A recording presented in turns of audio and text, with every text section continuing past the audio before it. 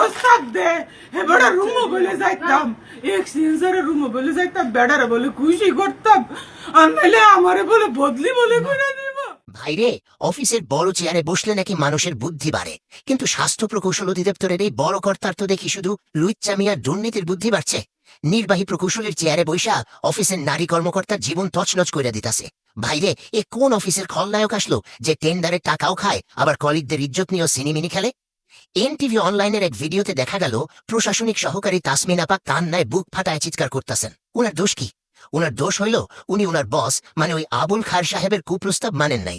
খায়ের সাহেব নাকি উনারে বলে, পাগলামি করো কেন, আমার রুমে আসো, নাইলে এক ধাক্কায় বদলি করে দিমু।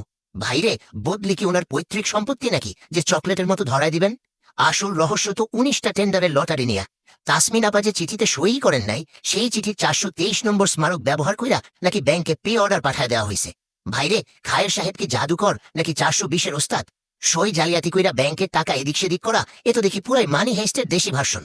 আচ্ছা ভাই, খায়ের সাহেব কিন্তু অনেক বড় খেলোয়াড়। উনি মুখে সব অনৈতিক কথা বলেন যাতে কোনো রেকর্ড না থাকে।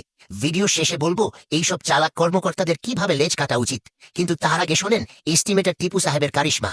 আমার বন্ধু আব্বাস আলী শুনে বলতেছে, দোস্ত, খায়ের সাহেবের নাম তো আবুল খায়ের, ওনার তো খয়েরি রঙের পাঞ্জাবি পইরা ভালো মানুষের অভিনয় করার কথা ছিল, কিন্তু উনি তো দেখি এস্টিমেটর টিপু সাহেবের সাথে মিলা অফিসের ভিতরে ক্রাইম সিন্ডিকেট বানায় বসে আছেন।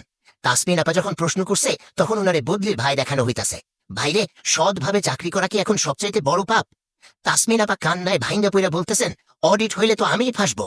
ভাইরে, খায়ের সাহেবরা দুর্নীতি করবে আর চুনোপুটিরা জেলের ভাত খাবে, এইটাই কি বর্তমানের নিয়ম? স্বাস্থ্য প্রকৌশল অধিদপ্তরের মতো জায়গায় যদি একজন নারী নিরাপদ না থাকে তাহলে সাধারণ মানুষ কই যাবে? এইসব চেয়ার দখলকারী খলনায়কদের জন্য কি কোনো আইন নাই? শেষ কথা হইল, আবুল খায়ের সাহেবদের দিন কিন্তু গইনা গইনা শেষ হয়ে আসছে।